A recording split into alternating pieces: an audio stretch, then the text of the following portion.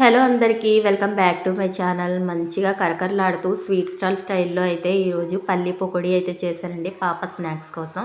దానికోసం ముందుగా బౌల్లో 1.5 కప్పు వరకు పల్లీలను అయితే తీసుకున్నాను పచ్చివి. అలాగే ఒక స్పూన్ అల్లం వెల్లుల్లి పేస్ట్, కొద్దిగా గరం మసాలా, కొద్దిగా జీరా పౌడర్, అలాగే చాట్ మసాలాను కూడా 1/2 స్పూన్ వరకు అయితే వేసుకున్నాను. దీంట్లోకి కప్పు శనగపిండి, ఒక 6 కప్పు వరకు బియ్యపిండి, కొద్దిగా పసుపు, అలాగే సరిపడినంత ఉప్పు, ఈ పకోడీలోకి కొద్దిగా ఒక స్పూన్ కారం, ఇవన్నీ కూడా వేసుకొని ఒక్కసారి అయితే మంచిగా మిక్స్ చేసుకొని కొద్దిగా తడద్దుతూ పకోడీని అయితే మొత్తం కలుపుకోవాలండి. జారుగా అయితే కలుపుకోకూడదు.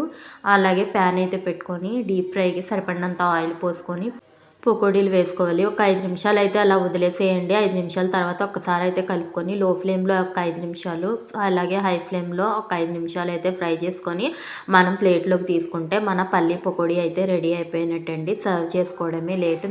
మీకు ఈ వీడియో నచ్చితే ఒక్క లైక్ చేయడం మాత్రం మర్చిపోకండి ఫ్రెండ్స్ ప్లీజ్. అలాగే నా ఛానల్ని సబ్స్క్రైబ్ చేయండి ప్లీజ్.